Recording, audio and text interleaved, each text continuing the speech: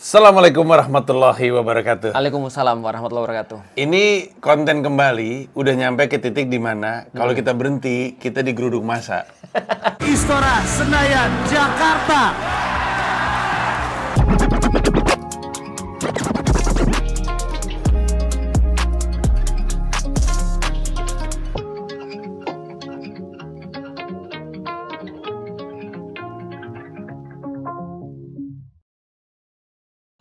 Tapi ngeri sih aku memang lihat komen-komennya bagus banget. Masa ada yang bilang untuk kali pertama setelah menikah jadi sholat bareng istri? Aku baca itu sedih loh, Mas. Maksudnya aku bisa bayangin kondisinya kayak apa merekanya. Maksudnya kita sampai ngasih kayak manfaat kayak gitu, aku merasa sangat berbahagia sih. Lebih ke Anda sih yang ngasih manfaat. Saya kan tukang nanya. Justru pertanyaan itu adalah, kalau ini quotes-nya ulama, Mas. Ilmu itu kayak tempat-tempat penyimpanan dan kuncinya adalah pertanyaan. Jadi pertanyaan yang tepat akan unlock ilmu yang tepat. Nice. Dan tau nggak kenapa aku pakai baju warna merah, Mas? Lebih ke Anda kemarin Bukan. sampai aparat kan? Pertama, karena Mas Panji itu males ngedit cover. Sehingga orang tuh bingung, ini part yang mana. Oh iya lagi, benar. Jadi ini merah beda kan? Itu pertama tuh. Yang kedua, ini merah tapi berkabung, Mas. Manchester United. Iya, sedih aku, Mas. 0-1, Iya. tapi nggak apa-apa lah. Kemarin saya diajak sama Fuad. Kata Fuad, ayo kita nonbar MU Arsenal. Terus saya bilang, gue tiap kali nonbar di tempat lu MU kalah mulu. Nah. Ini musim baru, Nji. Ini pertandingan pertama. Tetap kalah. Tapi statistiknya bagus sih. Ya, Tapi tetap kalah. aja, iya, nggak Iya. apa-apa. Trust the process, Mas. Iyalah, proses mulu kita. Hari ini pembahasan kita banyak soal hadis. Karena gue juga, ini mungkin di antara semua yang jadi rujukan, mungkin hadis ini yang gue paling ngeblank. Singkat aja ya, kenapa ya hadis itu jarang sekali diajarkan di sekolah? Nah, sebenarnya diajarin tapi Saya nggak nyimak. betul. Sama kayak orang pergi Jumatan, itu apa tuh Jumatan? Ternyata dia tidur. Iya, sebenarnya diajarin sih, cuman memang betul diajarinnya tuh tidak detail. Tapi menurutku sih memang kalau belajar tentang hadis itu detail, mumet, Mas, pusing. Makanya ada ilmunya sendiri tuh hadis. Nah, karena hadis itu adalah bisa dibilang aturan yang datangnya dari perilaku Rasulullah atau apa yang dilakukan oleh Rasulullah atau diucapkan, berangkatnya pengennya dari Rasulullah dulu. Oke, baik. Karena kan ada yang diceritakan di Al-Quran, yang tidak ya kita ngelihat dari yang Hadis. dari hadis, yang dari yang dikatakan sama Rasulullah, yang dilihat dan dicatat sama para sahabat gitu kan lebihnya. Betul. Nah, itu kan menggambarkan seperti apa Rasulullah sebagai manusia ya. Karena kan manusia kan tetap ada salahnya. Betul. Nah, jadi hadis itu sebenarnya mencatat salah-salah itu nggak sih? Jadi artinya bukan cuman, kan kalau kita ngomongin SOP ya. Betul. SOP itu kan kita pernah ngelakuin ini, oke ini kita ulang. Kita pernah ngelakuin ini jangan diulang. Betul. Gitu. Hadis itu mencatat hal-hal kayak gitu nggak? Hal baik dan hal buruk. Ya. Jangan sebut hal buruk ya. Hal baik, hal benar, dan hal salah. Oke. Yang dilakukan sama Rasulullah. Nanti kita jawab semuanya tuh tentang kesalahan, tentang baik dan buruk dan seterusnya. Ini menarik banget karena akhir-akhir ini lagi rame, Mas, tentang ada orang yang salah nggak mau minta maaf. Lagi rame nih. Emang iya? Ada. Ini lagi rame di kalangan orang yang YTTA sih, Mas. Jadi ada yang bilang nge-gym itu goblok. Oh, ya betul. Iya, Oh, dia nggak mau minta maaf dia? Katanya nggak mau minta maaf, padahal gimmick katanya. Katanya karakter, saya kasih taunya. Katanya gimmick sama Om Botak juga, gitu kan ya. Om Botak kenalan kita lah. Iya. Tapi ternyata setelah ditelepon disaranin, udah kamu minta maaf aja kalau kamu salah. Tapi ternyata nggak mau minta maaf. Nah, maka terus kemudian ada content creator yang lain yang bahas Nabi Adam aja salah minta maaf. Dan akhirnya di situ dibahas sedikit tentang apakah Nabi itu punya salah atau tidak. Nah, jadi kita jelasin dulu bahwa setiap Nabi itu sebenarnya maksum atau terpelihara daripada dosa. Tapi pertanyaannya, apakah Nabi itu tidak pernah berbuat salah? Yang bisa kita lebih sederhanakan mungkin bukan berbuat salah, tapi memilih yang tidak tepat. Nah, kalau memilih yang tidak tepat, maka Nabi Muhammad pernah. Tapi kalau berdosa, tidak. Karena semua Nabi dijaga daripada dosa. Misal, yang paling terkenal adalah ketika surat Abasa wa Tawalla itu turun, bermasa muka engkau wahai Muhammad ketika datang kepadamu seorang buta. Jadi ketika ada seorang buta yang datang pada Rasul pada saat itu lagi punya satu meeting yang sangat penting sekali, tiba-tiba datang dan kayak ganggu banget sih, kayak kira-kira gitu loh. Cuman nggak diomongin mas, cuma mukanya aja bermasam. Nah itu ditegur langsung oleh Allah. Artinya itu tidak dosa, tapi itu adalah bukan pilihan yang tepat. Jadi artinya Rasulullah pernah melakukan sebuah pilihan-pilihan yang tidak tepat, tapi konsekuensinya tidak ada dosa. Artinya ya kayak kita lah misalnya, 2 tambah 3 berapa misalnya? 7. Ya itu salah, tapi nggak dosa. Kan itu kan ya. Artinya itu pilihan yang tidak tepat bagi Rasulullah. Nah apakah terus kemudian semua yang ada di hadis itu mencatat semua itu? Jawabannya iya. Tentang beberapa pilihan-pilihan Rasul yang akhirnya ditegur oleh Allah dan dikasih tahu harusnya seperti apa. Misal ketika Rasulullah itu dengan istrinya itu nggak suka susu mas. Akhirnya beliau tuh terus kemudian ketika ditawari susu beliau nggak mau. Nah itu seolah-olah mengharamkan susu karena dilihat oleh yang lain kan. Nah maka ditegur sama Allah, jangan berbuat seperti ini. Atau ketika Rasul ditanya tentang bagaimana tentang cerita ini dan cerita itu dapat keterangan dari Allah atau enggak, Rasul bilang besok nanti akan dapat wahyunya.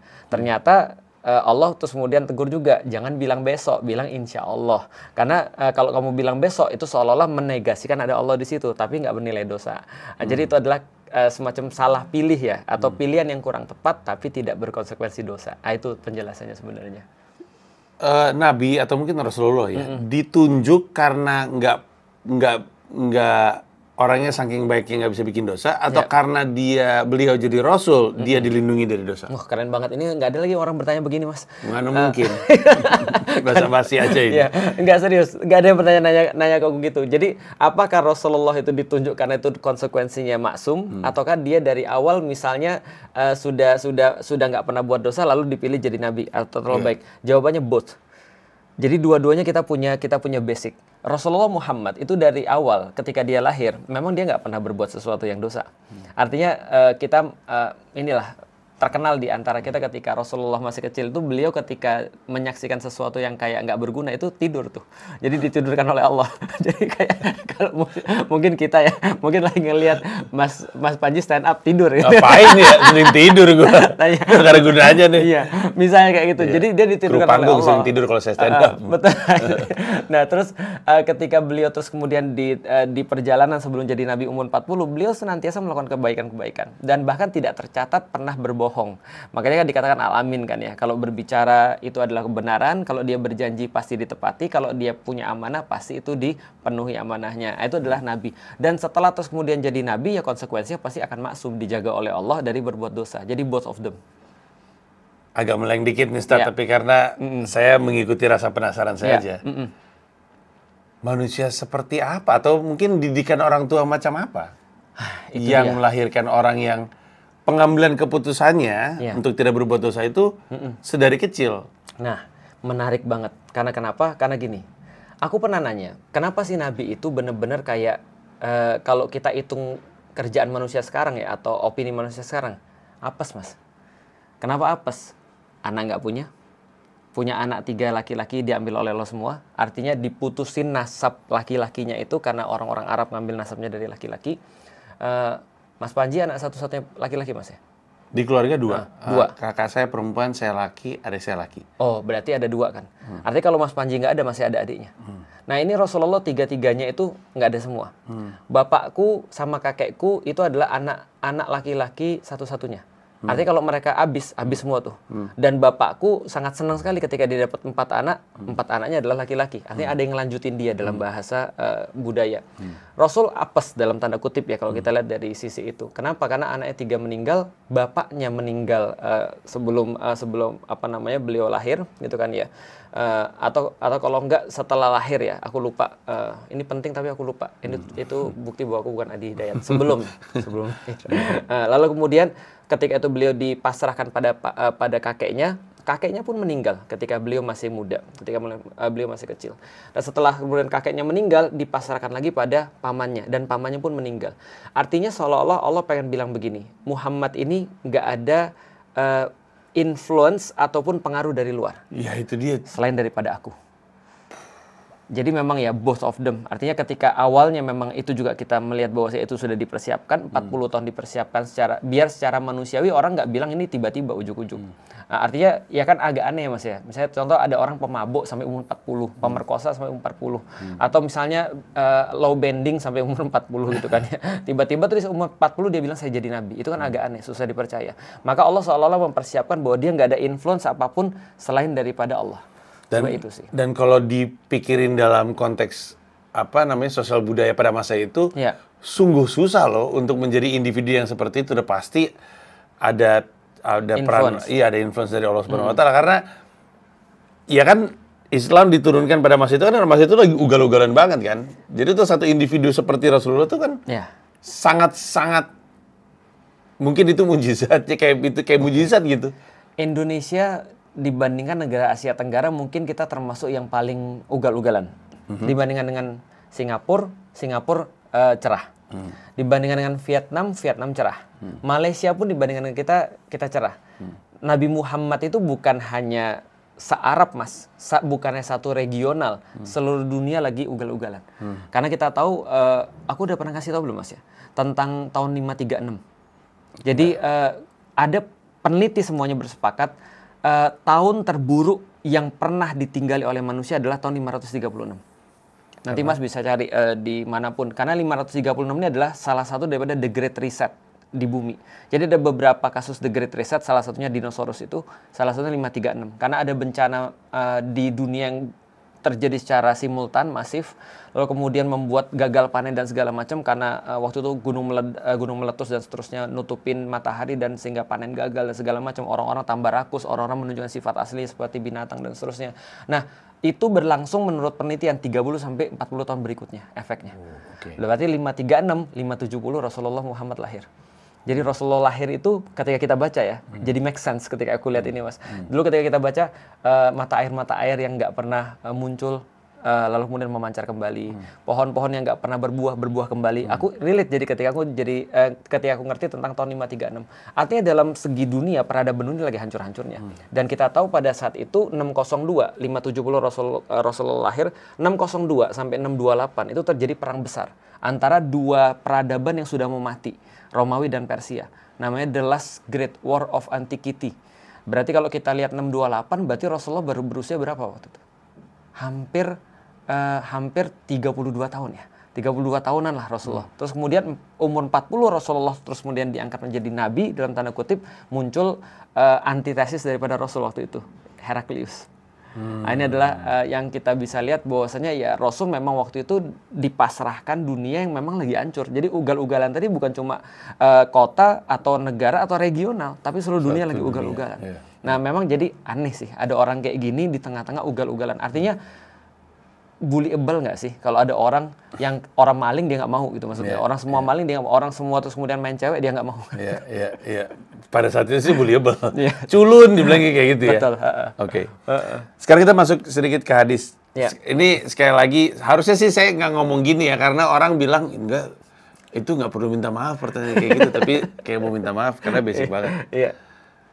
Hadis itu ada hadis pertama nggak sih kayak ayat pertama? Nah. Hadis nggak ada hadis pertama. Nggak ada ya kan? Hadis yang pertama adalah ini gitu. Nggak disusun gitu.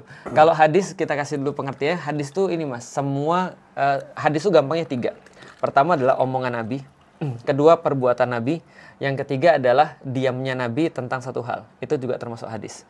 Jadi omongan lalu perbuatan, lalu kemudian diamnya Nabi, ini semua hadis. Maka kalau hadis-hadis dia nggak ada penyusunan kayak Al-Quran. Termasuk itu nggak pernah nanya aku Mas. Nah, karena tapi lebih ke pencatatan aja ya. Nah, pencatatannya itu kalau menurut para ulama-ulama yang akan ngumpulin, itu pencatatannya berdasarkan tema. Maka biasanya hadis pertama, ketika kita buka misalnya hadis Bukhari misalnya terkenal, maka bab pertama adalah misalnya bab iman misalnya, atau bab terakhir misalnya bab fitnah. Nah, itu banyak yang seru tuh. Gimana akhir zaman segala itu ada di bab fitnah. Berapa nabi palsu yang muncul itu di bab fitnah. Dajjal tuh bentuknya kayak apa? Itu di bab fitnah tuh.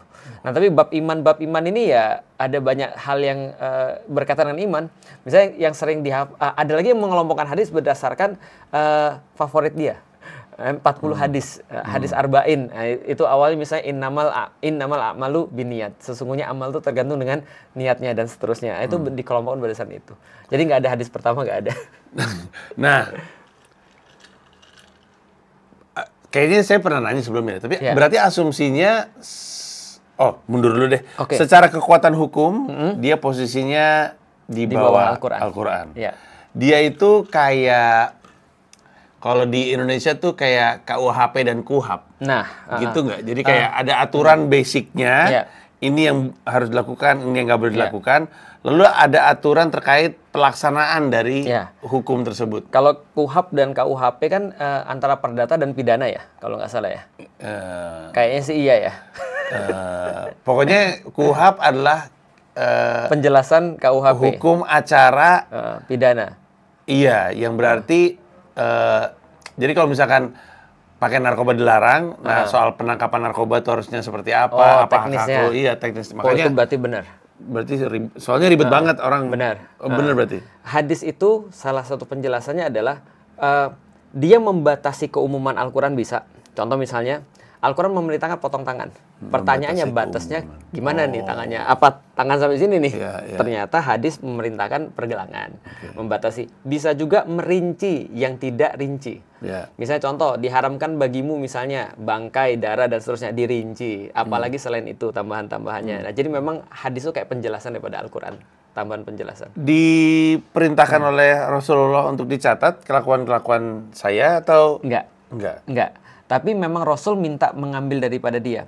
Artinya kalau kita berbicara tentang Nabi Muhammad, yang paling penting adalah Rasul meminta orang-orang atau meminta para sahabat untuk ngikutin dia. Itu juga perintah dari Allah yang pernah kita sampaikan di episode yang lalu, fattabi'uni. Artinya kata Rasulullah, kalau kalian mencintai Allah, bukan kata Rasulullah, kata Allah, wahai Muhammad, kasih tahu ke orang, kalau kalian mencintai Allah, maka ikuti aku. Nah, proses mengikuti ini berarti adalah dengan hadis ini tadi. Nah, jadi Nabi Muhammad tidak pernah secara langsung bilang, tulis perkataan saya. Enggak pernah begitu. Tapi sampein kepada yang lain ya omongan saya, misalnya kayak gitu. Terus ambillah daripada aku manasik-manasik haji kalian. Sholatlah kalian sebagaimana melihat aku sholat. Nah, maka para sahabat itu ngerti, oh berarti perintah ini adalah lihat sholat Rasul baik-baik. Kalau lupa gimana? Catat gitu. Jadi ada yang nyatat, ada yang ingat, dan seterusnya. Karena itu berarti kan para sahabat berinisiatif ya kurang lebihnya ya, karena pernah dikasih tahu kayak gitu ya. Berinisiatif. Dan sahabat ada sejumlah sahabat, banyak sahabat. Sahabat Rasulullah itu ketika Futuh Mekah aja ada 10.000. Ketika pembebasan kota Mekah. Ada 10.000. Berarti nanti ke ujung-ujung setelah Rasulullah wafat ya mungkin sekitar 100 ribuan kali ya. Ya kan? Siapa yang punya hak untuk nulis dan bagus. siapa yang punya hak untuk nyatat? Nah, ini udah mulai masuk materi kuliah ini, Mas. Ini ada kuliahnya sendiri. Oh gitu. Ada kuliahnya sendiri. Jadi hadis itu sebenarnya, Mas, adalah ingatan kolektif orang tentang Rasulullah. Karena ini adalah ingatan kolektif dan tidak pernah untuk dibukukan. Maka ada orang-orang yang akhirnya setelah Islam bertambah luas, maka mereka bilang begini, kan nggak semua orang seperti zaman dulu. Ini para sahabat sudah banyak yang wafat juga, ada banyak juga ketika perang dan segala macam. Artinya ingatan kolektif ini harus kemudian kita bukukan, harus kemudian kita tuliskan, kan gitu kan ya. Nah maka beberapa orang di antaranya yang mereka terus kemudian punya niatan kayak gitu, kayak Imam Bukhari, lalu kemudian kayak Imam Muslim dan segala macam. Nah mulailah mereka untuk melalui proses ini. Nah, karena mereka tidak langsung bisa ketemu dengan sahabat, karena itu kelangnya lumayan lama, Mas. Itu kan ratusan tahun ya kelangnya. Artinya satu sama lain nih. Jadi nggak sempat ketemu. Itu salah satu pertanyaan lanjutannya. Apakah itu ada konvensinya atau apa? Enggak ya? Maka ada metode untuk mengumpulkan. Contoh kayak gini, Mas, misalnya ya. Gimana caranya kita tahu tentang kakek kita? Kakeknya masih hidup nggak ketika Mas ada? Masih. Dari kedua sisi. Tapi sekarang udah nggak ada. Iya, dua-duanya udah nggak ada. Gimana cara Mas untuk ngulik tentang kakek itu seperti apa? Dari anaknya, dari ayah. Anaknya. Ya. Biasa kita nanya, kakek itu sukanya makan apa sih? Oh, dia tuh suka banget sama mie misalnya. Itu kalau dia ada mie, 3 aja habis dia. Oh gitu ya. Terus apa lagi ceritain dong? Dia biasa kalau makan mie selalu bilang gini, wah makasih banget udah bawain aku mie. Setiap kali dapat mie dia pasti ngomong begitu. Nah itu adalah ceritanya tuh. Nah imam-imam pengumpul hadis ini nanyain kepada orang-orang, kamu punya sesuatu nggak dari Rasulullah? Lalu kemudian dia bilang, oh iya aku pernah dengar dari bapakku. Dan bapakku orang yang hidup sejaman dengan Rasulullah. Namanya ini. Lalu kemudian dia bilang, contoh misalnya dari Ibnu Umar. Ibnu Umar dari bapaknya Umar, tentu saja karena Ibnu Umar kan anaknya Umar. Ibnu Umar dari Umar bapaknya, bahwasanya Rasulullah pernah berkata, kayak gitu. Jadi artinya Ibnu Umar meriwayatkan dari bapaknya. Bapaknya hidup dengan zaman dengan Rasulullah, bahwasanya bapaknya bilang begini. Tapi tidak selesai sampai di situ. Nanti dia datang lagi ke tempat orang lain. Pernah dengar nggak hadis ini? Oh ya, aku pernah dengar ini dari bapakku yang sejaman dengan Umar. Misalnya dari Abu Hurairah. Pernah juga bilang begini, oke dapat 2 jalur nih. Nanti verifikasinya sampai dengan 10 jalur nih mas. Emang aturannya begitu? Ada yang bikin sendiri-sendiri. Cuma untuk verifikasi menguatkan lah intinya. Bahwasanya ini kuat banget loh dari Rasulullah. Itulah istilah sahih. Itulah namanya mutawatir. Hadis mutawatir 100% daripada Rasulullah. Nah, nanti dari mutawatir ini, kalau dia sudah yakin 100% dari Rasulullah dengan kualifikasi-kualifikasi yang sudah dibuat, maka yang tidak masuk kualifikasi ini dijadiin hadis ahad namanya. Hadis ahad ini selain mutawatir lah gampangnya. Dari hadis ahad baru kebagi 3. Sahih, hasan, doif. Soalnya dari penjelasannya aja dan harus diingat zamannya ya. Iya. Ini memang sangat beresiko penipuan. Jangankan penipuan, itu loh permainan yang bisik-bisik-bisik. Misalkan dia ngomong kata berantai. Ya terus aja misalnya kan berubah kan. Iya. Makanya cross checknya tuh bisa berlapis-lapis gitu. Dan tentu cross checknya kepada orang yang tepat, lalu verifikasi orang itu pun bisa jadi masalah gitu. Betul. Aku contoh ini mas ya, zaman sekarang ya. Problemnya apa? Dan ini tertulis dalam ilmu hadis nih. Namanya adalah tambahan-tambahan yang tidak disadari dan tidak disengaja. Contoh kayak gini misalnya, Mas Panji pernah bilang, aku pernah ketemu Mas Panji dan aku pernah baca di tulisannya Mas Panji, komika hidup dari karya, tapi karya yang bagus. Gimana motongnya mas?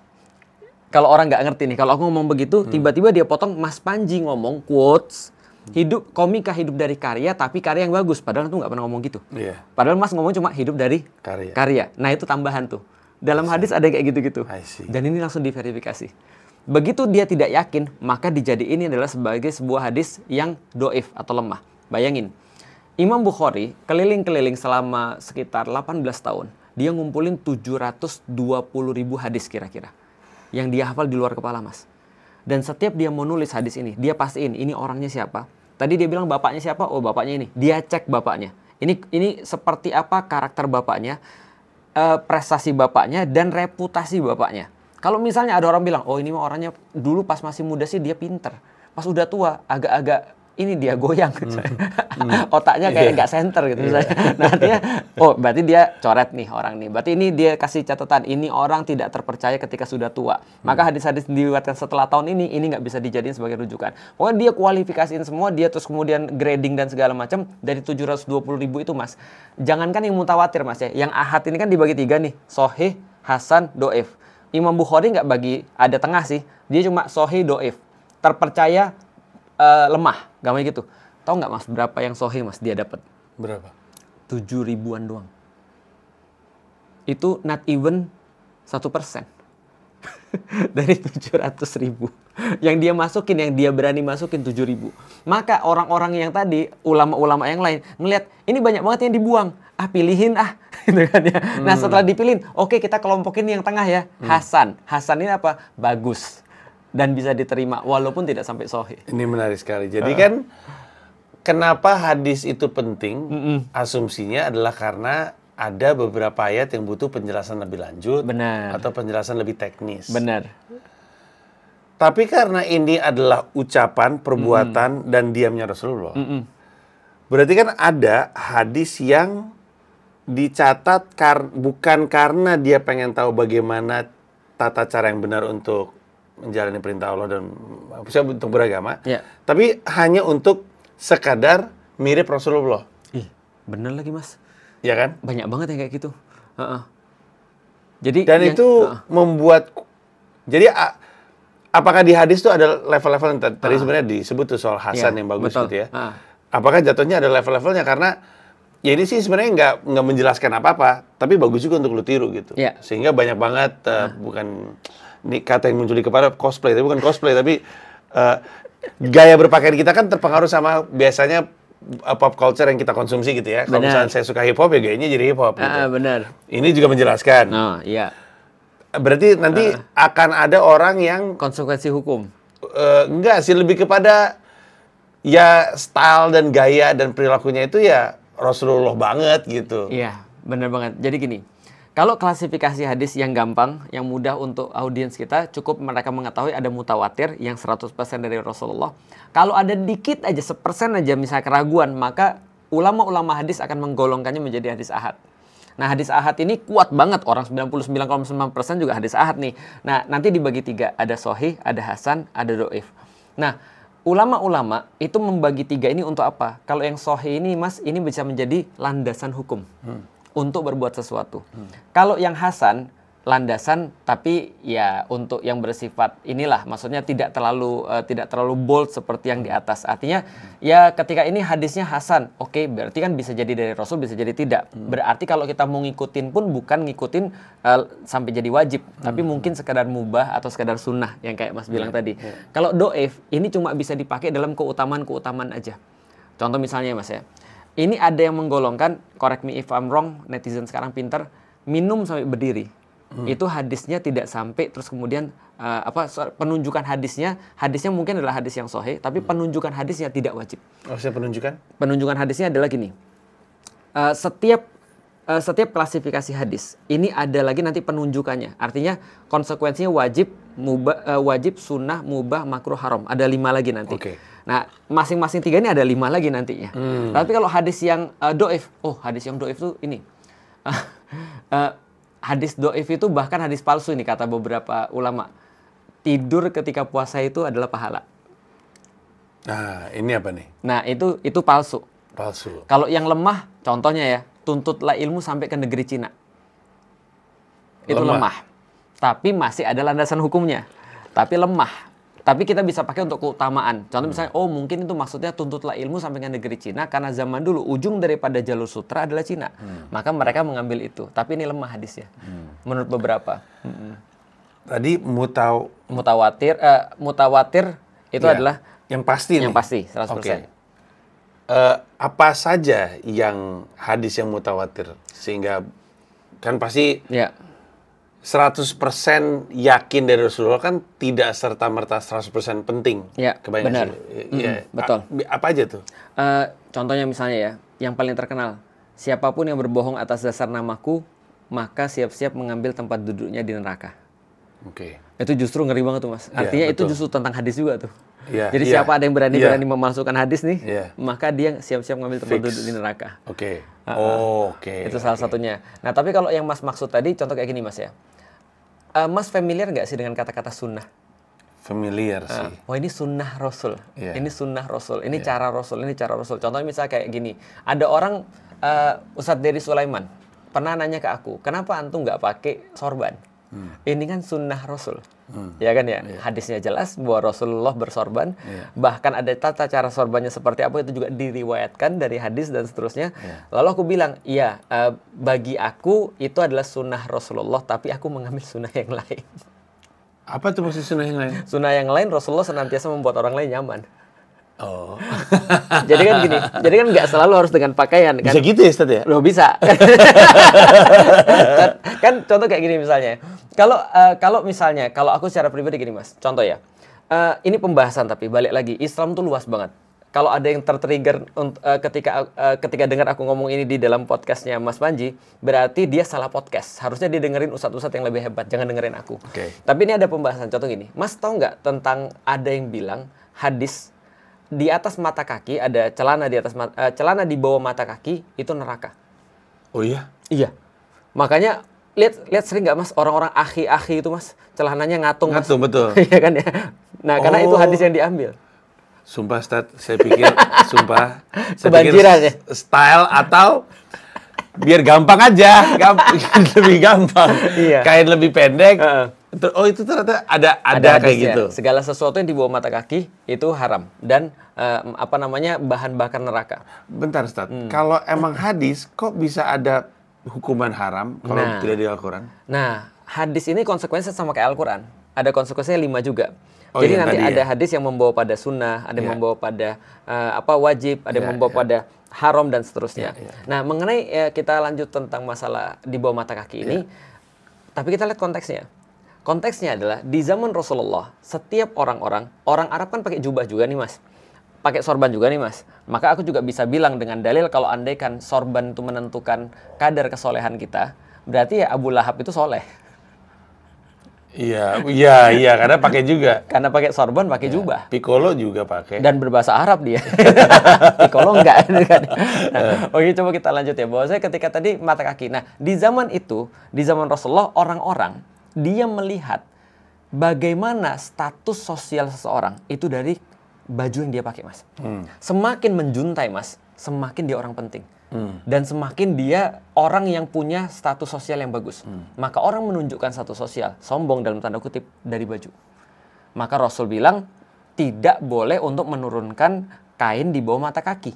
Karena itu lebay, Sombong. itu sombong. Karena itu Abu Bakar nanya pada Rasulullah, ya Rasulullah, kalau aku orangnya kurus, ini bajuku melorot mulu. Jadi ketika aku pakai baju ini, bentar lagi dia udah dibawa.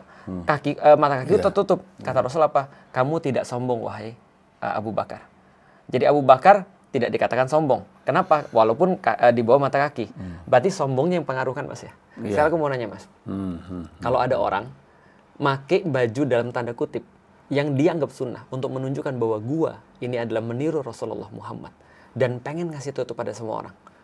Itu jatuhnya apa, Mas? Kira-kira sombong, ria. Dia pengen dilihat oleh orang.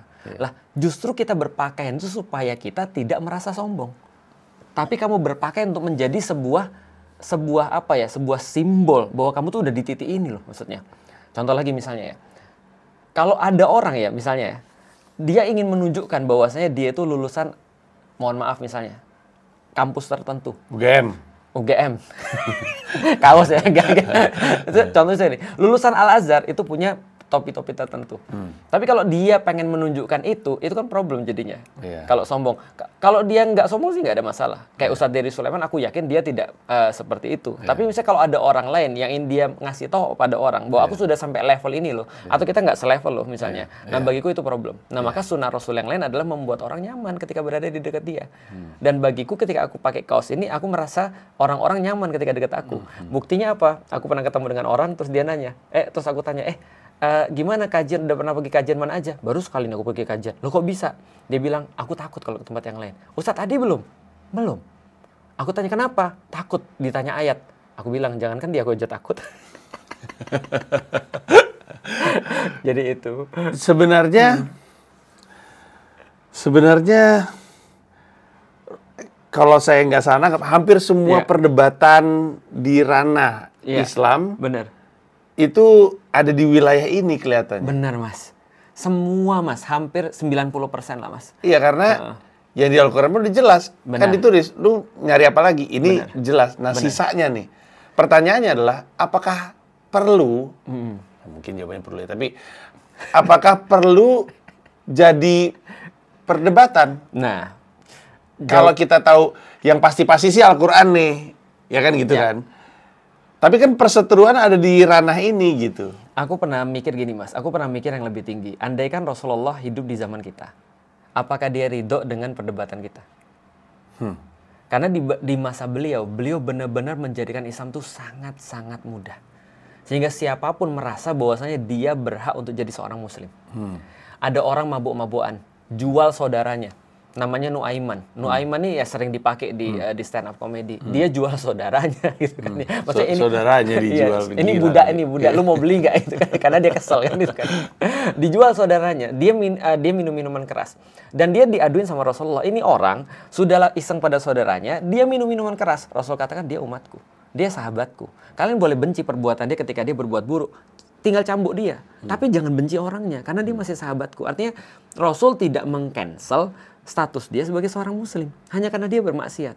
Tapi zaman sekarang aku ngelihat ada banyak orang-orang yang lebih keras daripada Rasulullah. Makanya aku kan bertanya pada diriku sendiri, kalau Rasul ada di zaman kita, dia ridho nggak dengar lihat kita berdebat dengan perkara ini, make nama dia untuk ngeluarin orang dari Islam, Mas? Kamu nggak sunnah Rasulullah. Aku pernah ditanya gini, Mas, ketika aku baru 3 pekan masuk Islam, Mas. Ditanya sama orang, mohon maaf Felix baru masuk Islam? Iya. akidahnya Felix apa? Lah, aku kan baru belajar Islam, Mas. Aku bilang lah, akidah Islam lah, akidah apa lagi? Bukan, yang dimaksud adalah manhaj akidah. Aku tanya, manhaj akidah apa? Setahuku akidah itu cuma beriman pada Allah. Aku beriman pada Allah, aku beriman pada Rasulnya, aku Muslim. Selesai. Ada rukun iman jumlahnya 6, rukun Islam jumlahnya 5. Selesai. Dia bilang, enggak. Kamu tidak termasuk akidah yang benar. Bukan manhaj Ahlus Sunnah wal Jamaah. Aku kaget dong, Mas. 5 tahun aku nyari Islam. Tiba-tiba detik itu dia bisa mengkafirkan aku. Karena kan kalau akidah nggak benar kan berarti kan aku kafir, Mas. Aku bilang, semudah itu ya, dia pakai nama Nabi Muhammad untuk ngeluarin umat Nabi Muhammad dari agamanya Nabi Muhammad. Aku pikir kalau Nabi Muhammad di zaman kita, dia ridho nggak sih dengan perdebatan kita? Nah, artinya kalau menjawab pertanyaan Mas tadi, penting nggak sih untuk diperdebatkan? Bagiku nggak sih. Tapi Mas tau lah, Mas, semua tuh dimulai simple. Sampai akhirnya di ujung-ujungnya ada orang nggak ngerti esensi. Balik lagi, esensi dia nggak ngerti. Dan dia merumit-rumitkan dan membuat semuanya jadi susah. Stand up menurutku sesederhana kita pengen hibur orang. Kita pengen membuat orang ketawa. Sesederhana itu. Awalnya kan nggak ada teori kan, Mas. Nggak ada sekolah pecahkan kan, Mas. Nggak ada. Nggak ada kan. Kita cuma pengen, sebagaimana orang-orang zaman dulu juga pengen buat orang ketawa. Maksudnya sesederhana itu aja. Artinya kita nggak mikir rumit gitu kan ya. Cuman ketika sudah berlalu dan berlalu, kita mulai membuat itu jadi sebuah sains dalam tanda kutip. Oh, ada punchline. Oh, sebelum punchline misalnya setup dan segala macam. Kita belajar tentang itu. Kita belajar teorinya. Kira-kira kalau teorinya kita paham, kita bisa berkembang dengan lebih luas. Lama-lama orang-orang menjadikan teori itu sebagai sebuah kayak keharusan. Iya betul. Betul. Islam persis, Mas. Iya. Sehingga kalau misalnya kamu nggak pakai setup, kamu buat orang ketawa, kamu bukan komika. Iya. Kalau- Dan memang ada yang kayak gitu. Kalau kamu nggak nulis skrip, kamu bukan komika. Iya, betul. Aku pikir kayaknya stand up harusnya nggak gitu deh harusnya. Iya, betul. Islam juga sama, Mas. Islam itu kan awalnya kan sesederhana adalah kamu tahu bahwa kamu punya Tuhan yang benar. Kamu tahu untuk mencapai Tuhan itu kamu punya manusia yang kamu jadiin sebagai panutan. Selesai. Bukankah kita cuma dibebani rukun Islam dan rukun iman? Sesederhana itu. Kenapa kita mempersulit diri kita dengan segala sesuatu yang lain? Oke, kalau kamu pro nggak apa-apa, tapi jangan anggap semua orang harus pro kayak kamu. Tiba-tiba ada seorang yang mu'alaf, tiba-tiba dia harus dituntut. Bayangin, Mas, gini. Rasulullah ngajarin para sahabat 23 tahun nih. Jadinya juga nggak semuanya bagus. Iya. Artinya ada juga, mohon maaf ya, kayak Nuaiman gitu maksudnya, yang nggak seperti Umar gitu maksudnya. Dia adalah sahabat Rasul dengan caranya sendiri. Dia mencintai Rasul dengan caranya sendiri gitu maksudnya. Lalu kemudian tiba-tiba ada orang mu'alaf dan kita ngarepin dia sudah khatam 23 tahun. Iya. Emang biasanya kayak gitu-gitu tuh orang-orang yang belaga lebih ngerti sedikit. Ya. Dia lebih ngerti sedikit tapi belaga lebih ngerti banyak-banyak yang kayak gitu. Waktu itu Dedi pernah sholat berjamaah, tau nggak yang sempat viral? Tangannya di bawah, bukan begini. Bener. Diserang sama semua orang. Kayak gimana sih gitu? Lah, baru juga masuk Islam. Baru seminggu kalau nggak salah. Padahal ada banyak posisi tangan di dalam Islam.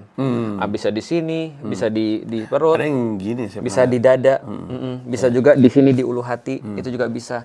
Nah, asal jangan ya kayak begini aja, Mas. Itu agak berlebihan. Iya, itu Dan Dedi lebih karena kalau analisa saya dia pakai kemeja kalau dia naikin tas gitu terus meledak ini nanti karena terlalu gede ototnya. Tricepnya ya. Iya. Kita tadi kan habis lagi ngomongin soal saya lupa nulisnya Mutawatir. Terus udah gitu ini yang 100%. Yang 99,9 itu adalah Ahad. Itu dibagi 3. 3 gampangnya kalau sekarang. Kan saya pernah dengar ya, ada beberapa versi hadis. Bukhari, Muslim. Semuanya punya begituannya atau Bukhari ini, Muslim ini gitu. Keren banget. Pertama, sebelum Bukhari Muslim bukan berarti tidak ada hadis yang terkodifikasi. Tetap ada hadis yang terkodifikasi. Misalnya ketika di zaman dulu, misalnya ulama-ulama sebelum mereka juga ngajarin hadis. Rasulullah pernah berkata begini, zaman itu sebelum Bukhari dan Muslim itu mengumpulkan, bukan berarti hadis itu jadi less legitimate. Karena mereka baru mengkodifikasi. Dan kebetulan ketika itu works, lantas kemudian diingat oleh orang. Dan makanya orang bilang hadis Bukhari itu adalah kitab yang ketiga setelah Quran dan Sunnah. Setelah Quran dan hadis itu kitabnya adalah, setelah Quran hadis itu ya Bukhari Muslim gitu maksudnya. Jadi itu adalah yang paling penting untuk kodifikasi. Tapi bukan berarti sebelum dia lahir atau sebelum dia ada lantas tidak ada hadis. Ada sih, tapi bentuknya cuma ya bersifat kultural aja, tradisional. Jadi ketika ulama-ulama zaman dulu ngajar, mereka bilang misalnya contoh ya, imam-imam mazhab itu kan lebih dulu daripada pengumpul hadis. Nah, maka mereka juga nyampein hadis, cuman tidak dikodifikasi seperti itu. Maka kita nggak pernah lihat HR Syafi'i, atau HR misalnya Hambali, atau HR Ahmad ada di Ahmad bin Hambal, atau HR Hanafi, itu nggak ada. Tapi mereka ngumpulin hadis-hadis juga dalam kitab-kitab mereka. Jadi hadis itu tidak serta-merta harus ada label HR Bukhari atau HR Muslim. Mutafaq alaihi artinya adalah disetujui oleh semua orang. Disetujui oleh para muhadis, atau disetujui oleh Bukhari dan Muslim. Jadi hadis-hadisnya bisa jadi sama, Mas. Jadi ada hadis Bukhari, ada di kitab itu, di Muslim juga ada di kitab itu. Makanya kalau dua ini ada, jackpot Mas, dibilang hadis Bukhari strip Muslim, atau mutafakun alaihi, disepakati oleh kedua orang muhadis ini. Sorry, tapi selain Bukhari dan Muslim, banyak. Ada lagi? Tirmizi, Baihaqi, apalagi Dailami, dan segala macam. Dan kalau kita belajar hadis, itu semuanya ditulis gitu? Kayak riwayat Bukhari, Muslim, terus gitu, atau nggak perlu? Nggak perlu. Nggak perlu karena kalau udah Bukhari sama Muslim, ya udahlah ya. Sudah selesai. Atau bahkan kalau di dalam kitab misalnya kayak kitab Ihya Ulumuddin yang dibuat oleh Imam Ghazali, itu sama sekali nggak ada riwayatnya siapa. Karena beliau yang langsung dari ingatan beliau. Oh gitu ya? Ya, cuman ulama-ulama yang hari-hari ini malah menyalahkan hadis apa nih, nggak ada periwayatnya dan segala macam. Loh, dia orang yang terpercaya loh di zaman itu. Artinya kalau dia sudah nulis berarti bukan kaleng-kaleng nih. Ada yang nabrak nggak, Ustaz? Dari Bukhari, Muslim dengan yang lain? Nggak ada yang kontradiktif. Nggak ada ya? Nggak ada. Artinya bisa jadi ada variasi yang berbeda, tapi kalau kontradiktif itu kayaknya tidak. Nah, kalaupun ada yang seolah-olah kontradiktif, maka ada metode untuk menggabungkan pemahaman ini. Contoh kasus? Contoh kasus, bagus juga nih pertanyaan contoh kasus. Karena aku lupa contoh kasusnya apa. Dulu aku pernah belajar sih. Tapi situasinya berarti nabrak, atau seakan nabrak, lalu ada kayak penjelasan... Seakan nabrak. Jadi aku ngambil contohnya apa ya? Contoh misalnya bukan hadis, kayak sehari-hari lah misalnya. Felix Xiao pernah bilang bahwasanya dia tidak mau untuk makan ayam. Ternyata dia kelihatan makan ayam. Nah, aku bisa kasih tahu. Perbuatan, omongan, dan perbuatan. Ternyata aku bilang, aku memang nggak mau makan ayam, tapi Senin Kemis doang. Nah, jadi ada ininya, konteks untuk menyatukannya, kira-kira gitu. Nah, itu ada juga di dalam hadis. Ada banyak sih seolah-olah bertentangan. Tapi biasanya para ulama ngasih tahu, ini loh cara menjamunya atau mengkompromikannya, kira-kira gitu. Udah kebayang sih bahwa siapapun yang kemudian mendalami hadis pasti sudah selesai dengan Quran. Betul banget. Berarti siapapun yang kemudian mempelajari hadis itu pengen lebih dekat dengan Allah via Rasulullah. Ya.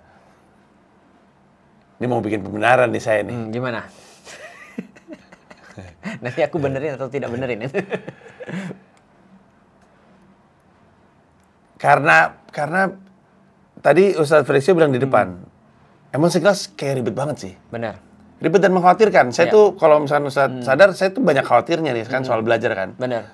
Mengkhawatirkan sehingga sah nggak ya untuk orang bilang, taruh deh Ustadz, saya sholat aja dulu, ngaji dulu deh. Betul. Tapi nggak mau belajar hadis dulu ya? Memilih untuk tidak. Antara overwhelmed atau khawatir, salah. Betul. Gimana tuh Ustadz? Nah, jawabannya itu adalah betul. Karena aku pun ketika belajar Islam begitu.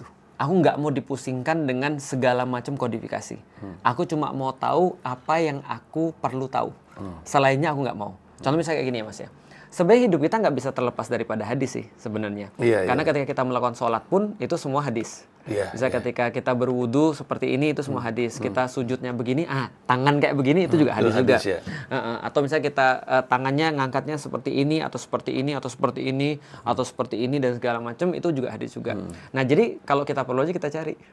Kalau kita nggak perlu ngapain kita cari? Jadi kayak kita beresin dulu sholat. Bahkan mungkin tanpa tahu bahwa ada banyak hadis yang terkait sama sholat tersebut. Beresin dulu Quran. Pada masanya akan ketemu pertanyaan kayak, Iya. Kok gue lagi ngejalanin ini, orang lain ngejalanin ini kenapa ya? Ketemu pada akhirnya sama hadis. Benar. Ya. Artinya jangan tadi yang aku jelasin ke Mas itu cuma sekedar kayak baca daftar isi aja, Mas.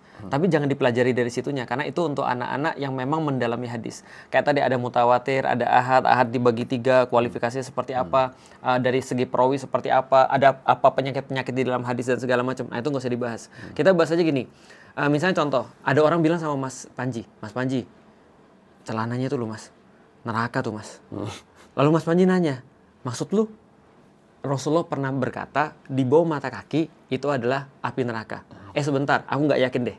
Kalau Rasul bilang begitu, aku nggak yakin maksudnya begitu. Kita cari. Ternyata setelah kita cari, oh lemah. Berarti mohon maaf itu hadis lemah, gampang. Jadi yang penting kita tahu kerangkanya. Agar kita bisa tahu, oh ternyata hadis lemah, berarti jangan dipakai, misalnya kayak gitu-gitu. Atau dipakai cuma untuk keutamaan aja, oh ternyata ini hadisnya sahih, tapi kita bahas, ini apa pembahasannya hadisnya ini? Asbabul wurudnya seperti apa, kenapa hadisnya bisa turun? Dalam konteks apa hadis ini disampaikan? Contoh, ada para pendakwah yang dulu sering aku dengar bilang begini, sampaikan kebenaran walaupun itu pahit. Qulil haqqa walau kana murron. Sampaikan kebenaran walaupun pahit. Berarti kalaupun dia tersinggung, nggak apa-apa, sampein aja. Itu dari Rasulullah. Itu hadis nggak? Benar. Konteksnya apa? Konteksnya adalah Rasulullah lagi ada orang datang nanya. Dia penjual kurma. Penjual kurma ini ketipu, Mas. Dia beli kurma grade A, tapi dapatnya grade oplosan, Mas. Bayangin, Mas, dia modalnya grade A, dapatnya oplosan. Dia jual lagi gimana, Mas?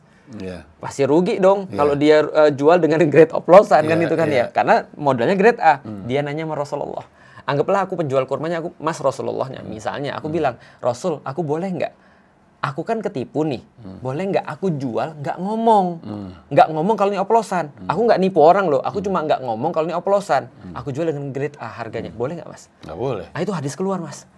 Qulil haqqo walau kana murron. Katakan yang benar, walaupun itu pahit. Yang pahit siapa, Mas? Oh, iya. Yang pahit kita, bukan orang yang pahit. Iya, betul. Tapi sekarang konteksnya orang nggak ngerti. Orang menggunakan hadis ini untuk membuat orang lain pahit, bukan dia yang pahit. Jangankan gitu, Ustaz. Sebenarnya ya, walaupun kita tadi udah ngomongin establish dulu sholatnya, establish dulu Al-Qur'annya, atau nanti akan ketemu juga dalam perjalanan ke hadis. Betul. Lebih banyak diskusi dan omongan dalam sehari-hari itu modalnya modal hadis. Nah. Ambil contoh gini deh. Yang Sunnah Rasul. Sunnah Rasul tuh soal berhubungan seks apa sih, hari Jumat ya? Hari Kamis ya? Nah, itu hadis palsu tuh. Nggak ada. Tapi mau tahu sunnahnya, Mas? apa? Ini aku bacain, Mas ya. Di dalam buku tentang kehidupan rumah tangga Rasulullah ya. Rasulullah itu ketika dia berhubungan, itu bisa jadi hampir tiap hari. Karena istrinya kan lebih daripada satu, Mas. Artinya kalau cuma hari Jumat doang, Mas, gimana yang lain, Mas? Iya, betul. Atau semuanya di hari Jumat. Gimana beliaunya? Dan aku pernah dibacain dalam satu tulisan para sahabat ya. Sahabat itu terbiasa kalau lagi berhubungan sama istrinya nggak sekali, Mas. Jadi dalam suatu kesempatan nggak sekali. Nah itu salah satu contohnya. Artinya tidak dibatasi setiap hari Jumat. Atau ada beberapa kitab-kitab yang mengatakan bahwa kalau misalnya berhubungan di malam ini nanti juling, nanti begini. Enggak sih, nggak ada dasarnya. Tapi pun yang tadi saya pengen coba untuk sampaikan adalah misalnya itu hadis bukan sih yang soal Rasulullah? Ya hadis lah ya, karena kan perilaku ya. Yang bisa berhubungan badan setiap hari. Nah, itu adalah kita lihat daripada kehidupan Nabi. Berarti memang benar itu hadis. Oke. Saudara yang bilang sama istrinya, "Woi, gue pengen tiap hari." Karena ini Sunnah Rasul gitu. Sebenarnya kan istrinya bisa bilang, "Sholat aja dulu." gitu. Bener gak sih? Nggak, karena pembicaraan dalam keseharian banyak banget menggunakan apa yang katanya Rasulullah lakukan sebagai modal poligami. Iya mungkin. Itu apa? Poligami kan sering dibilang sunnah Nabi kan. Ada suami bilang, aku mau poligami. Iya. Kenapa? Sunnah Nabi. Itu kan maksudnya ya? Iya, salah satunya. Terus padahal yang ngomong soal juga nggak pernah gitu loh. Poinnya itu aja gitu. Bagus. Iya. Nah, aku mau kasih tahu kalau gitu, ini pasti bingung nih. Karena aku pas belajar juga bingung. Ada sunnah dalam arti hadis. Ada sunnah dalam arti di bawahnya wajib. Ada sunnah dalam arti hadis dan ada sunnah dalam arti hukum di bawahnya wajib. Berarti sunnahnya itu terjelaskan di Al-Quran? Bukan. Jadi gini, aku coba sederhanain ya. Kalau perbuatan manusia kan hukumnya ada 5, Mas ya. Wajib, sunnah, mubah, boleh, makruh, dibenci, haram. Yang sudah kita pernah bahas tentang syariat kemarin ya. Nah, tapi kata sunnah ini juga sering digunakan untuk kata ganti hadis. Sunnah Nabi dalam arti hadis. Oh, oke. Bisa juga untuk keseluruhan hidup Nabi. Hiduplah seperti sunnah Nabi. Nah, berarti itu keseluruhan Nabi. Yang Mas bilang tadi yang kayak nggak penting tapi itu sebenarnya ditiru orang. Itu ditiru Mas oleh para sahabat. Tiba-tiba Abdullah bin Umar itu Mas, ketika di satu tempat keliling Mas satu pohon 2 kali. Sahabat bingung, ngapain bocah nih? Keliling 2 kali. Dia bilang, aku pernah lihat Rasul begitu. Tapi terus dibilang, kenapa? Enggak, aku pengen niru Rasul aja. Jadi kayak gitu-gitu. Yeah. Contoh misalnya Rasul makan ganjil misalnya. Ganjil itu kan banyak Mas, bisa 3, bisa 15 gitu kan ya, bisa 21 kan ganjil Mas. Nah, artinya ketika ada orang makan ganjil itu ya pengen aja niru Rasulullah. Itu kan ya, bukan niru jumlahnya tapi ganjilnya. Nah, itu adalah sunnah dalam arti yang lain lagi. Jadi sunnah ini artinya banyak. Dalam konteks yang tadi kita berbicara, Mas bener. Ketika ada orang bilang ini sunnah Nabi, Nabi berbuat begini, padahal dia nggak mau niru keseluruhan hidup Nabi. Lu niru poligaminya, lu niru nggak ngasih istri nafkah dengan baik, lu niru nggak mendidik istri dengan baik, lu niru nggak sholatnya sudah benar atau belum, itu benar. Jadi dia beralasan doang, padahal syahwat tuh mah, bukan sunnah. Kalau istilah bahasa Inggrisnya cherry picking, jadi dia ngambil yang dia pengen aja, betul, yang lain enggak. Yang lain ditolak, cherry picking betul. Buat masyarakat Islam, sebenarnya masalah nggak sih hal seperti ini kan? Apalagi Ustadz Felix Xiao tahu yang benar. Dan sering mendengar, ya kayak sunnah Rasul bercinta di hari Jumat gitu kan. Betul. Aku mau nyunah nih malam Jumat gitu kan. Kenapa harus malam Jumat? Kan banyak malam yang lain kan. Aku menemukan banyak sekali kayak gitu. Dan di dalam Islam sebenarnya secara umum nggak ada masalah Mas. Apalagi orang yang ngerti. Contoh kayak gini Mas ya. Coba kita ambil sunnah yang hukumnya di bawah wajib tadi ya. Habis sholat wajib, kita diminta oleh Rasulullah ada 12 rakaat namanya, kalau kamu penuhi terus kemudian 12 rakaat ini, itu adalah tambahan yang baik untuk masuk surga lah kira-kira gitu. Untuk bekal kita yang baik. Dua rakaat sebelum subuh, 2 rakaat sebelum zuhur, 2 rakaat setelah zuhur, 2 rakaat setelah maghrib, dan 2 rakaat setelah isya kan gitu kan ya. Ada yang bilang 4 rakaat sebelum zuhur, sehingga totalnya 10 atau 12. Nah, kalau misalnya kita lihat semua ini, kalau kita, contoh habis sholat wajib, kita nggak lakukan sholat sunnah itu, apakah terus kemudian kita jadi masalah? Enggak sih, nggak banyak orang mempermasalahkan. Yang orang masalah kalau kita nggak melakukan yang wajib. Makan berdiri, itu di Indonesia nggak ada masalah. Pergi ke Singapura, itu jadi masalah. Pergi ke Arab mungkin jadi masalah, berarti itu culture. Lebih ke culture, bukan hanya hadis. Karena hadisnya tidak mewajibkan makan sampai duduk. Boleh aja makan sampai berdiri, tidak sampai haram. Minum sampai berdiri, tidak sampai haram. Saya pikir nggak boleh. Nah, boleh, tapi dengan catatan. Makanya Ali bin Abu Thalib pernah minum sampai berdiri ketika ditanya kenapa? Supaya orang nggak ngira bahwa ini haram. Dia bilang, karena kalian seolah-olah memposisikan ini jadi kayak haram. Padahal Rasul tidak mengharamkan itu. Nah, jadi seperti itu tuh konteksnya. Jadi aku ketika, contoh misalnya Mas ya, kalau antum nanti pergi ke Mekah dan Madinah, amin. Lalu kemudian antum di situ ketemu air Zam-Zam. Di situ ada adab minum. Adab minum misalnya membaca doa, lalu kemudian 3 tegukan, gitu kan ya. Tidak ada tuh di situ tertulis harus duduk. Iya. Nggak ada, harus duduk. Ada. Artinya duduk ya itu adalah opsi. Nah, bisa juga berdiri kalau lu mau, gitu kan ya. Bahkan terus kemudian ketika air Zam-Zam, Rasul kalau nggak salah meminumnya dengan berdiri. Gitu. Jadi sebenarnya dasarnya adalah kalau lu mengaku umat Muslim untuk atau lu mau jadi orang Islam, sholat dan baca Al-Quran. Betul. Untuk menjadi umat Muslim yang baik, baru lu perlengkapi pengetahuan lu lewat hadis. Aku sempurnain. Untuk menjadi seorang Muslim yang baik, kita tuh harus peduli pertama kali pada yang wajib. Dan yang wajib itu kadang-kadang ada pada Al-Quran, kadang-kadang ada pada hadis, dan tidak ada pada Al-Quran. Oke. Gitu. Jadi tidak harus kemudian hadis itu semuanya di bawah Al-Quran sih. Artinya di bawah Al-Quran iya dari segi pengumpulan ya, segi validasi. Tapi dari segi hukum bisa jadi ada hukum-hukum yang di dalam hadis ada, hukum wajibnya di dalam Al-Quran mungkin tidak dijelaskan. Gitu. Kan tadi kan kita sebut hadis itu, HR itu kan hadis riwayat. Hadis riwayat. Bukhari dan Muslim.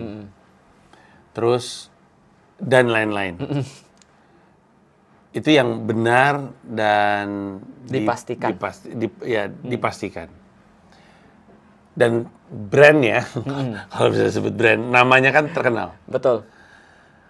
Ada nggak nama yang sama terkenalnya, tapi justru terbalikan karena ngaco banget?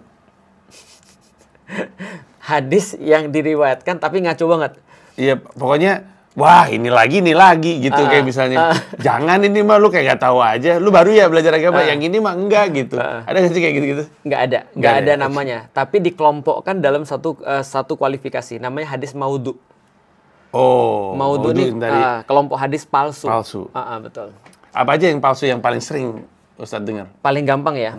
Oh, kalau yang sering dengar, tidur adalah bagian daripada ibadah. Itu hadis palsu. Itu palsu ya? Itu hadis palsu. Apalagi hadis palsu ya. Banyak. Nanti antum coba, ada kumpulannya. Saya lempar-lempar deh tadi soal yang bercinta di hari Jumat. Nggak ada hadisnya. Palsu. Terus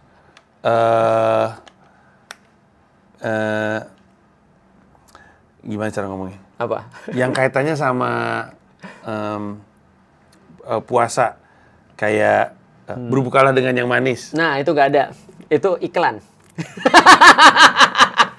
Iya, kayaknya itu iklan, tapi orang berpikir itu hadis ya. Sama ada satu lagi, makanlah sebelum lapar dan berhentilah, makanlah setelah lapar dan berhentilah sebelum kenyang. Itu bukan hadis. Itu apa? Itu pepatah. Kalau ini bayarlah, katanya Rasulullah kalau gaji orang sebelum keringatnya netes. Itu hadis. Itu hadis benar ya? Betul. Bayarlah, upahlah orang sebelum keringatnya netes. Itu intinya bersegera untuk membayar orang, untuk mengapresiasi orang. Tapi bukan kewajiban ya Mas ya? Iya. Kayaknya nih. Karena saya punya pertanyaan cukup banyak dan harus diakuin, gimana cara ngomongnya? Harus diakuin sekarang saya jadi agak penasaran banyak terkait hadis, sehingga prediksi saya pertanyaan masih bakal keluar lagi. Tentu. Tapi ini udah sejam. Sudah sejam. Jadi untuk membuat engagement antara penonton kembali dan kita di lumayan, coba kita mulai dengan, coba lu tulis deh apa yang, karena nggak tahu gimana ceritanya, nggak tahu gimana cara ngomongnya. Tapi karena hadis atau apa yang sunnah itu lebih sering jadi bahan pembicaraan ketimbang apa yang wajib-wajib dan apa yang ditulis di Al-Quran. Benar. Sementara alasannya sih jelas, karena ingin memuluskan niat dia. Kayak contohnya, yang paling saya pegang adalah tidur adalah ibadah. Karena itu memuluskan keinginan saya. Tidur ibadah, siapa yang tidak happy kan? Betul. Nah jadi kan banyak nih yang berpegangan dengan itu. Sebagai patokan dia menjalankan hari-harinya. Ya kumpulin aja dulu, terus di kolom komentar biar nanti Ustaz juga bisa baca, gue juga bisa baca ketika udah tayang. Abis itu jadi modal untuk kita memulai episode kembali yang berikutnya yang ngomongin hadis. Kemudian dari sisi gue ada lanjutan pertanyaan-pertanyaan lagi. Dan, apa yang silakan. Gak apa-apa. Apa Mas tadi? Apa yang sebenarnya penting Ustadz harapkan untuk dibahas terkait hadis yang belum keluar? Aku mau ngomong itu. Jadi aku yang penting banget untuk di sini adalah aku mau menggarisbawahi, jangan sampai kita ketika bahas hadis, ketika aku jelasin dari tadi, itu kita membahas tentang hadisnya saja. Tapi sebenarnya yang lagi kita bahas adalah sikap terhadap hadis. Sikap terhadap itu lebih penting. Atau kita membahas esensinya, bukan fisiknya. Itu penting banget. Karena ketika orang sudah punya sikap terhadap hadis, maka dia tahu kalau hadis ini adalah hadis yang sahih atau hadis yang benar berasal daripada Rasulullah, maka sikapnya adalah sami'na wa ata'na. Aku dengar, aku taat. Tentu berdasarkan konteks yang benar dong, gitu kan ya. Nah, jadi kita bukan berbicara tentang teknis. Karena gini Mas, kalau kita berbicara tentang teknis, ribut Mas pasti Mas. Kan kita udah bahas berkali-kali. Karena ada hadis-hadis yang menurut satu orang itu adalah sahih, ada yang lain menganggapnya hasan bahkan doif. Contoh misalnya ya, aku berbicara tentang hadis sederhana. Ini kasus nih Mas kemarin, rame di YTTA, yang tahu-tahu aja. Tentang pembebasan Konstantinopel. Nah, aku bilang, ini aku ambil dari Musnad Ahmad, dari hadis Ahmad. Bahwasanya Konstantinopel akan ditaklukkan, sebaik-baik panglima adalah panglimanya, dan sebaik-baik pasukan adalah pasukannya. Nah, yang menaklukkan Muhammad Al-Fatih. Ada yang bilang, itu hadis palsu. Aku bilang, bisa jadi kalau kamu mengkualifikasi itu hadis palsu, tapi yang aku ambil dari sini. Nah, selama ada referensinya, sikap terhadap hadis kita jadi ngerti, dan sikap terhadap perbedaan kita jadi ngerti. Tapi kalau kita cuma berpikir hadisnya doang, itu pasti nanti kita akan ribut dalam banyak hal. Termasuk dari tadi kita ngomong, nggak gitu. Nah, maka kita lihat sikap terhadap hadis beda dengan hadis itu sendiri. Esensi itu lebih penting. Kenapa orang sekarang banyak ribut untuk membahas tentang perkara-perkara remeh karena mereka jarang banget membahas tentang esensi. Dan membahas tentang esensi ini muncul dari pertanyaan why, bukan what and how. Tapi Indonesia sukanya what and how. Iya, baru mau ngomong, belum secara kolektif belum nyampe mungkin. Iya, karena why itu agak sulit ya Mas ya. Iya. Orang kan cenderung cari jalan pintas ya. Iya. Gimana caranya aku bisa untuk memahami sesuatu secara cepat. Iya. Dia nggak mau mikir. Ketika dia nggak mau mikir, shortcutnya adalah tadi ribut. Iya. Sebenarnya sih kalau sejauh yang saya tahu lebih ke nggak mampu mikir sih. Kebanyakan di antara kita kan karena why itu ada di sini, sementara kebanyakan rakyat Indonesia tuh ini dan ini gitu. Jadi yang dia lihat dan dia dengar ya udah itu yang jadi patokan. Bukan mikir ya. Iya, nggak ada aspek mikir dan harus diakuin emang ada faktor ya mau nggak mau ya emang harus diakuin ada faktor stuntingnya juga kan. Apa kasihan. karena kolektif nggak sih mereka? Artinya berpikir kolektif akhirnya itu jadi sesuatu yang biasa gitu maksudnya. Betul, ada kehilangan kekritisan itu betul juga yang membuat dia nggak punya dan nggak mau dan nggak terbiasa untuk punya proses berpikir. Iya. Tapi yang berarti yang mesti dijadiin marka adalah sikap. Sikap terhadap hadis. Itu yang penting. Artinya itu akan menyelamatkan banyak sekali Mas dari masalah. Menurutku, contoh kayak tadi ya, overwhelm banget kalau kita membahas tentang hadis Mas. Itu satu hadis tuh bisa dibahas sama ulama tuh parah. Dan Mas tahu, di dalam ilmu hadis ya, hadis doang nih, kalau kita bahas hadis doang bukan sikap terhadap hadis ya. Karena kalau bahas hadis sebenarnya aku tidak berkualifikasi. Tapi aku kasih contoh aja. Contohnya Mas ya, di dalam ilmu hadis itu Mas, saking parahnya pembahasannya Mas, itu dia memperbolehkan untuk dalam tanda kutip memberikan nilai buruk terhadap seseorang. Itu sah di dalam hadis. Atau mengkritik parah, itu bisa di dalam hadis. Tapi tidak diperbolehkan dalam ilmu-ilmu yang lain. Secara dalam ilmu akhlak aku nggak boleh ngeritik orang. Tapi kalau antara orang yang belajar hadis sama orang yang belajar hadis, dia bisa bilang itu penipu. Dia tidak terpercaya. Dan itu ada ilmunya sendiri. Memang harus dicari kesalahannya Mas. Namanya al-jarhu wa ta'dil. Nah ini cuma dalam ilmu hadis. Kita boleh mengkritik dan menguliti sampai orang itu sampai hidup-hidupnya. Ad hominem boleh Mas di dalam ilmu hadis. Gokil. Karena mereka perlu benar-benar memverifikasi ini benar nggak sih dari Rasulullah. Tapi begitu mereka ketemu dan bahas akhlak, mereka akhlaknya luar biasa banget. Oh itu guru kita, itu orang hebat gitu kan. Tapi ketika mereka bahas hadis itu, aduh, kayak orang lain deh Mas. Pokoknya kalau Mas baca kritik hadis, aduh males banget aku kadang-kadang aku baca kritik hadis tuh. Maksudku ya gimana sih dia bisa membedakan antara ini ilmu dengan ini orang gitu maksudnya. Jadi ketika ini lagi bahas ilmu hadis, dikulitin sampai orang-orangnya. Dia pernah, contoh misalnya Imam Bukhari itu pernah nolak hadis gara-gara apa Mas? Ada orang, dia habis ngambil hadis dari dia, hadisnya bagus nih. Dari segi kualitasnya bagus. Tiba-tiba pas dia pergi, dia ngeliat orang itu gini. Ke kuda. Kudanya datang nggak dikasih makan. Dicoret Mas. Orangnya tidak terpercaya. Hafalannya nggak kuat. Padahal bagus. Dia ngambilnya bagus sebenarnya. Padahal hadisnya bagus, dia verifikasi ke yang lain juga ada jalur yang lain. Iya. Ketika lihat orangnya nggak terpercaya, nggak jadi. Gila segitu. Jadi kalau kita meriwayatkan hadis Mas udah pasti tertolak semua nih Mas. Ya, iya betul. Jangan jangan dengerin Pak Haji, dia mah ngelawak-ngelawak aja. Iya benar, melawak nggak bisa jadi periwayat hadis. Nah itu dia. Nggak bisa. Nggak bisa. Jadi gitu. Karena nggak bisa dipercaya. Bisa, tapi dalam hal lain. Iya, Artinya itu tadi artinya kualifikasi hadis itu tinggi sekali sih. Iya. Makanya aku bilang jangan bahas itunya. Kita ambil dari segi sikap kita terhadap hadis itu aja tuh. Nah itu lebih enak. Oke. Ustaz terima kasih banyak atas waktunya. Sama-sama, Terima kasih banyak. Jangan lupa tanyakan hadis yang pernah lu dengar. Nanti kami baca, kami riset terlebih dahulu sebelum kembali lagi. Iya. Makasih banyak Ustaz. Thank you. Sip. Makasih Mas. Thank you. Bye bye.